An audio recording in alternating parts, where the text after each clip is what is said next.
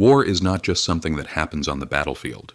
It is a structural shock that reshapes an entire economy, from production and consumption to income distribution and public finance. When a country enters a war, the allocation of resources changes. The factors of production, labor, capital, raw materials, are pulled away from civilian needs and redirected toward military purposes. Factories that once produced everyday consumer goods begin manufacturing ammunition, equipment, and logistical supplies. As a result, the quantity of goods available for civilian consumption declines. Under normal economic conditions, the law of demand applies.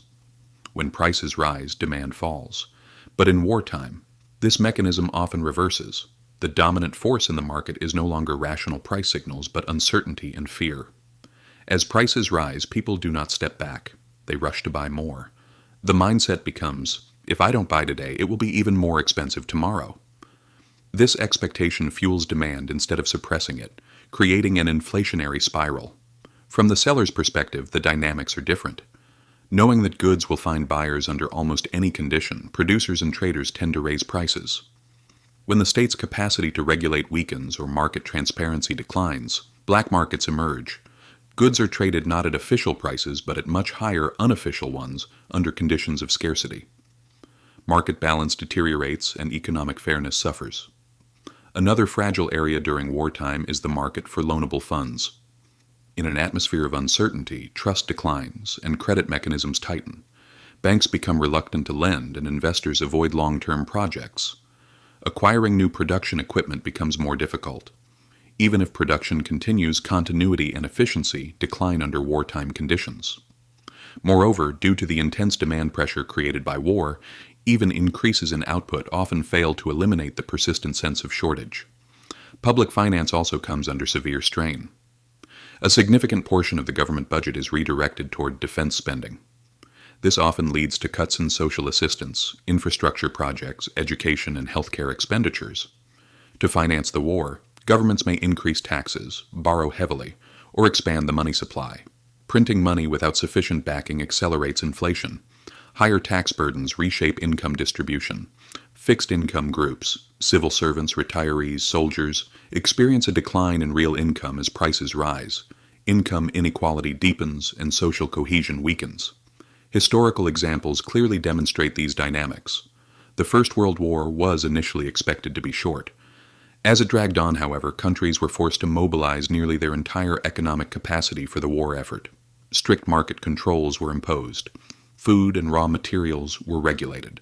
The total cost of the war reached approximately $211 billion, an extraordinary figure given the economic scale of the time. Before the Second World War, countries attempted to apply lessons learned from the First. Economic planning became more systematic. Yet the scale of spending was even greater. In Germany and Britain, roughly 80% of public expenditures were devoted to the war. Taxes were raised. High incomes were more heavily taxed. Compulsory savings were introduced, and governments relied heavily on domestic borrowing.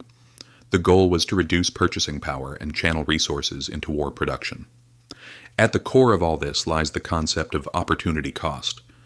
Every resource spent on war represents a resource that could have been used elsewhere. The same funds could have supported education, scientific research, technological innovation, infrastructure, or social welfare programs. War does not merely consume existing wealth. It limits future potential. Some argue that war accelerates technological progress. It is true that certain technologies have advanced rapidly during wartime. However, such progress is often a byproduct of destruction and necessity. The same scientific advancements could have been achieved in times of peace, and at far lower human and social cost.